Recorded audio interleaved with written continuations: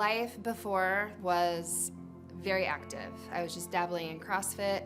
I worked out all the time. I had just run the 10K for fitness the year before, constantly romping around with my two young boys. My older son had a zoo trip planned, and I was able to be one of the parents to go along with that. So we went to the zoo and then took him back to school, went home, did some more work. And at that time, I was working for the Miro Center research in clinical trials. So I dropped my older son off at reading tutoring with one of our neighbors. And then my younger son and I were gonna go to pick up birthday supplies because his birthday, my older son, was the next day. Plus it's Mother's Day weekend. We were just gearing up to celebrate all of those things. And then the last thing I remember is going down Union Chapel and turning onto cold water. And then I don't remember anything else until I woke up in the hospital bed. My dad and my mom and my brother had to decide if they were gonna take my leg, because it was that serious.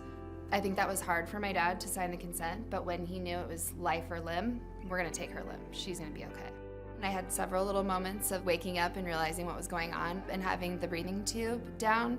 And then after the breathing tube was out, it felt like I was laying in the bed and there was a hole in the bed and my knee was bent and laying in the hole. I kept asking my brother, what's going on with my leg? And he's like, Emily, I've told you this before, but they had to take your leg because of the accident. And I was just like, where's the prosthetic? Like, let's go. But unfortunately, I had a big burn and, it needed to heal. I spent 3 weeks in the hospital, some in ICU and some on the ortho-neurotrauma floor. Physical therapy did come in and kind of help me, transfer to a chair using the lift. And then occupational came in and did some massage techniques because when they took the brace off, I couldn't extend my fingers on both sides. And then because I had 4 limbs that needed rehab, I couldn't go to Parkview's PT, unfortunately. So luckily, I was able to get into St. Anne's. It was an amazing stay there. I was the youngest patient there. I can remember a moment in the nursing home where they're like, okay, you can put pressure on your left leg now. I was like, okay. So I got my walker and he's like, don't walk more if you start getting pain. And I just was like walking in the hall. It is tough realizing that you have to have this apparatus to move.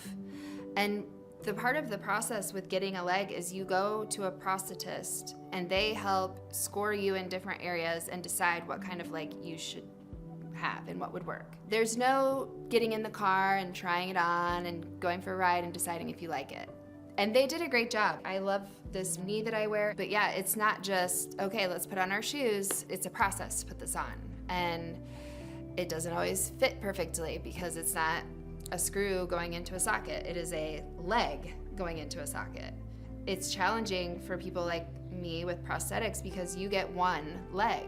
Can you imagine wearing one pair of shoes all the time, 24/7? No.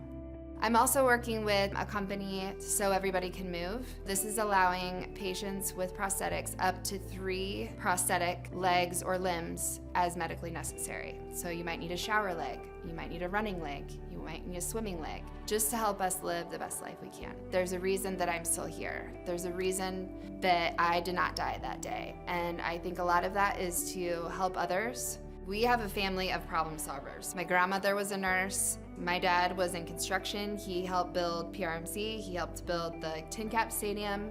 My brother's an engineer, several other engineers in the family, and everything can be figured out if you just take a moment and do it. Know that they can continue on in this life.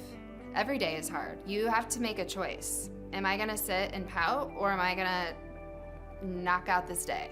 So you put on the leg, that's a choice, that's a whole process. But once you're up and moving, you feel a lot more normal, or what you used to be. But then there's challenges. Your kids want you to be here really quickly. Well, I can't get there that quickly, but here I come. It's just like every single situation that was second nature is now, how do I do that? How do I figure this out? How do I drive my car now? Everything takes 5 times as more energy and 5 times as long to do. It's not perfect, but we're still here. We're still here to help people.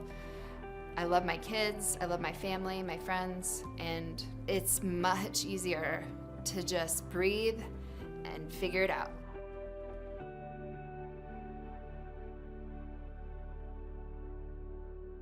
Pow, pow, pow, pow. No. That was my other commercial.